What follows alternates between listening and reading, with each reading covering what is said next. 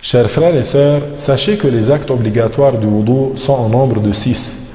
Dans Surat Al-Ma'idah, ayah numéro 6, Allah Ta'ala dit ce qui signifie: ô vous qui avez cru, quand vous vous apprêtez à faire la prière, lavez vos visages, vos mains et vos avant-bras jusqu'aux coudes, passez les mains mouillées sur la tête et lavez vos pieds jusqu'aux chevilles. Premièrement, l'intention dans le cœur au moment de laver le visage. On dit dans son cœur, par exemple, je mets l'intention de faire le wudu. Deuxièmement, laver le visage de la limite du cuir chevelu jusqu'au bas du menton et d'une oreille à l'autre. Troisièmement, laver les mains et les avant-bras, coudes compris, c'est-à-dire laver les mains et les avant-bras du bout des doigts jusqu'au coude. Le coude est l'os qui fait la jointure de l'avant-bras et du bras. Quatrièmement, passer la main mouillée sur une partie de la tête. Cinquièmement, laver les pieds jusqu'aux chevilles, c'est-à-dire chevilles comprises. Les chevilles sont les deux os qui dépassent au-dessus du pied.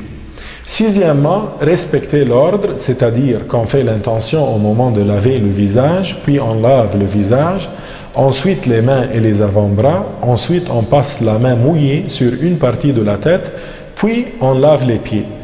Parmi les actes recommandés du wudu, il y a dire Bismillah, utiliser le siwak, le frottoir des dents, laver les mains, se rincer la bouche, se rincer le nez, passer la main mouillée sur toute la tête, passer la main mouillée sur les deux faces des oreilles avec une eau nouvelle, faire entrer les doigts en faisant pénétrer l'eau entre les doigts et les orteils, faire précéder la droite sur la gauche, répéter chaque chose 3 fois, passer la main mouillée sur les membres à laver, la continuité, c'est-à-dire laver le membre avant que le précédent ait le temps de sécher, et utiliser une petite quantité d'eau. D'autre part, parmi les causes de l'annulation du wudu, il y a premièrement, la sortie de quelque chose par les orifices inférieurs, comme l'urine, des selles, du gaz ou des vers. Deuxièmement, toucher le sexe ou l'anus d'un être humain avec le plat de la main par contact direct. Troisièmement, dormir autrement que dans la position assise, le postérieur bien collé à l'endroit où l'on est assis. Quant à la somnolence, elle n'annule pas le wudu. La somnolence, c'est l'état dans lequel on entend la parole, mais on ne la comprend pas et dans lequel on ne rêve pas.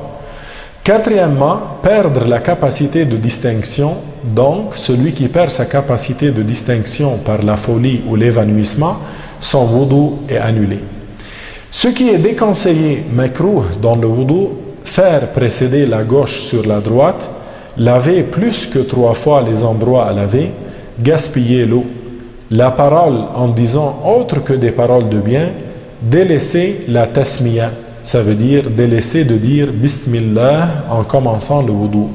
Voilà mes propos. Walhamdulillahi Rabbil Alamin.